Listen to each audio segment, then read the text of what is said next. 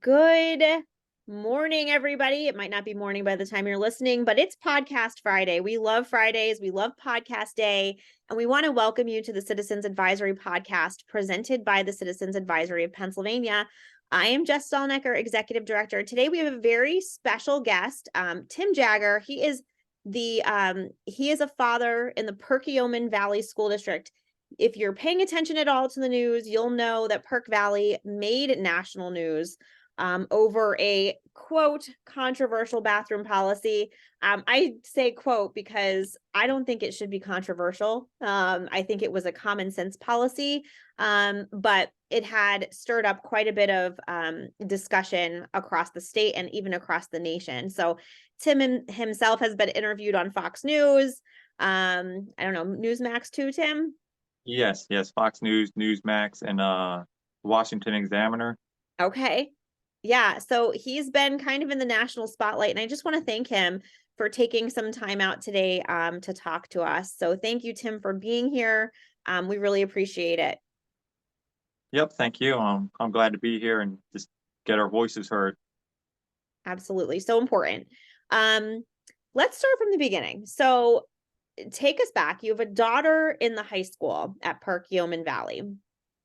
And one day she comes home and tells you that what she believes to be a male student is using the girls' lavatory.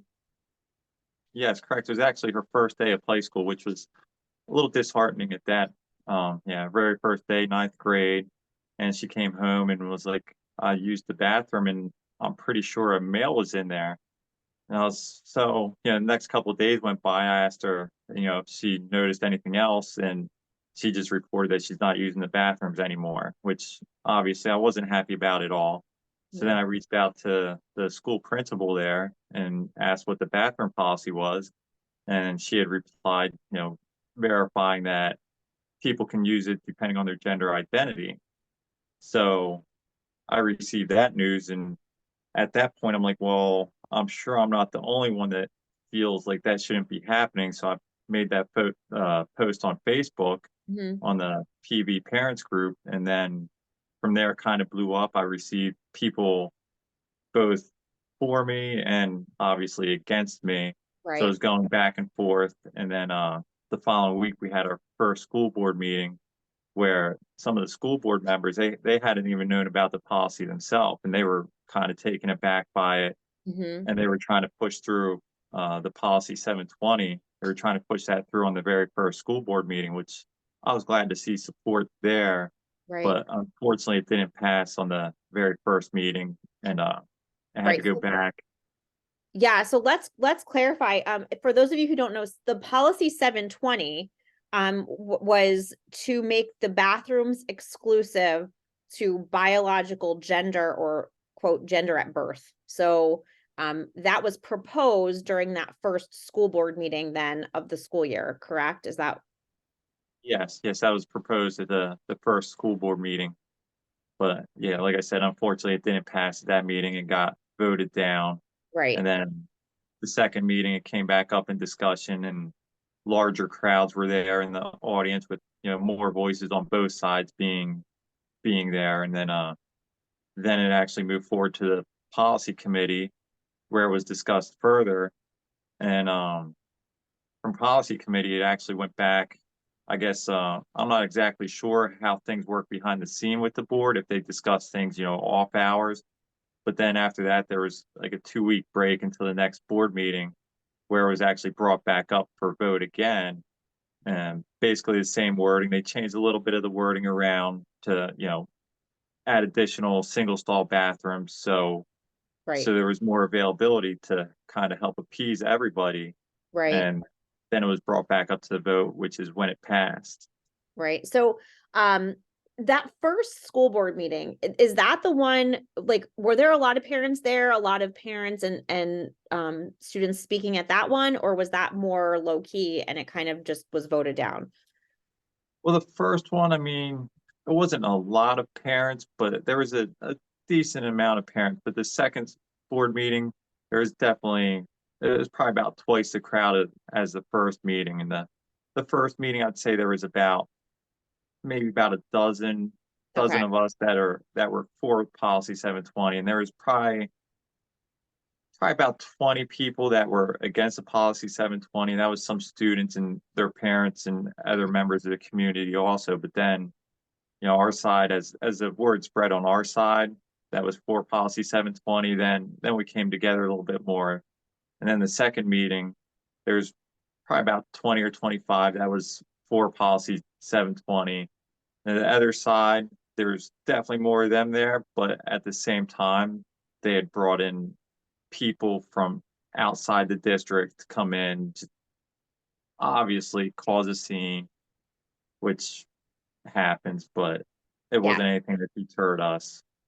That's so great. And I want to talk a little bit too about the walkout that happened in between the first and the second school board meeting, because I really think that the students showing their opinion probably turn the tide a little bit. I think, it's one thing for parents to speak at school board meetings. And I think we're seeing it a lot in the last 3 years where parents are getting more involved at school board meetings, but it's almost just like at this point, like people don't even want to hear it, oh, parents. And I'm not saying you shouldn't go and shouldn't speak. I'm just saying when the students get involved and when the students show their support for a policy, that I think got the school board really listening. So in between the first and the second school board meeting, the kids, can you take me through that? The kids staged a walkout. Yeah, so I believe it was actually between the second school board meeting and then And then, okay. the following one. Okay. But yeah, like after the policy was voted down, the kids started to have some chatter, obviously between them about doing a walkout. And then at first the walkout was shot down. I guess they weren't quite organizing it properly. And then the school administration, parents reached out to the school administration too, saying, why are the kids not being allowed to walk out? Right. And then through all this, and it came up where administration said, have the kids give us like a date and a time. They can make sure there's safety in place for the kids to walk out, it was good to see. Everything was done nice, orderly, safe, and safely.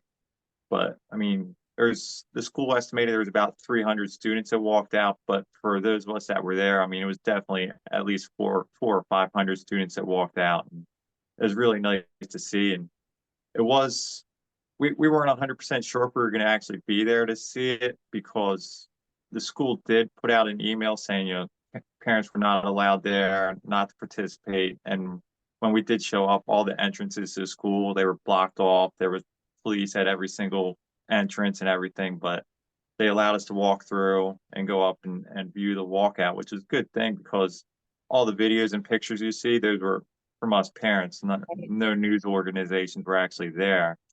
But yeah, it was huge. I mean, the students were coming out, boys and girls, carrying signs, just voicing their opinion.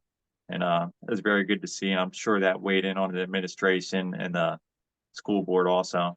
Yeah, it had to. And I really think that it's so important that, we're just living in a world where up is down and down is up and all those things. But it is so important. And I loved seeing some of those male students like standing up for the girls. Like, okay, these are female exclusive spaces. Like they should be entitled to have a safe bathroom. Like, I mean, we don't have to get into all the differences between males and females, but it is so good to see that a lot of these kids had that, like, that belief and that level head on their shoulders that say, like, no, we need to protect the girls in our school.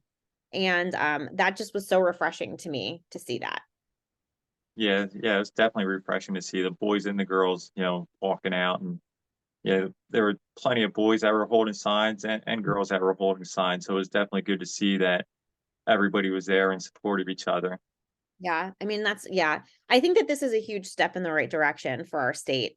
I think that I hope that other school districts across the state start passing similar policies. And I think it's important to note too, that in that wording that you said, when the policy actually passed, they did say they would add more single stall bathrooms so that everyone has an opportunity to use a bathroom that they're comfortable with.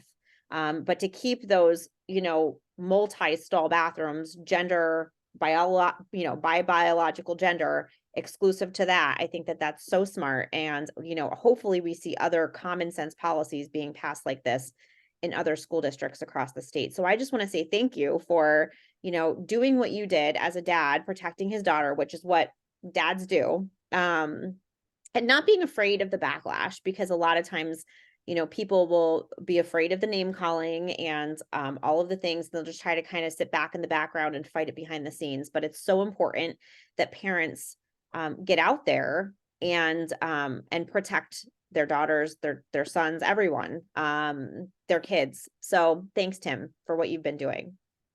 Yeah, yeah, thank you. Well, thank everybody in the community, the support, everybody. It's not just me. Yeah, I was the first one to voice it, but at the Right. same time, if it wasn't for everybody else in the community, I mean, it would have just been one voice, which might have gotten heard. But like you say, like the people in the community, the other kids walking out and everything, it just makes it so much more powerful. Absolutely. So I think that that's the encouragement to parents, right? Is to not let up on this stuff. When you see things like this happen, you have to make your voice heard. And it's going to garner up support from other people too. I mean, it's going to, those people that still have some common sense are going to join you. And that's why we exist as an organization. We are for, a voice for the parents and for the students and the stakeholders of these school districts to make sure that their rights are being upheld and to make sure that they stay protected. So again, thank you so much, Tim, for being on here. And just to close, we always say, if this is a conversation that you enjoyed, this podcast, please share it with other people that you might know that want to hear it. You can find us on our website at citizensadvisorypa.com and on Facebook and Twitter, Citizens Advisory of PA. Don't forget to like, subscribe, share, and you can listen to this wherever you get your podcasts now. This is on YouTube, but wherever you get your podcasts, Spotify, Apple, Amazon. And we just thank Tim again for being our guest today. Thanks, Tim. Yep, thank you.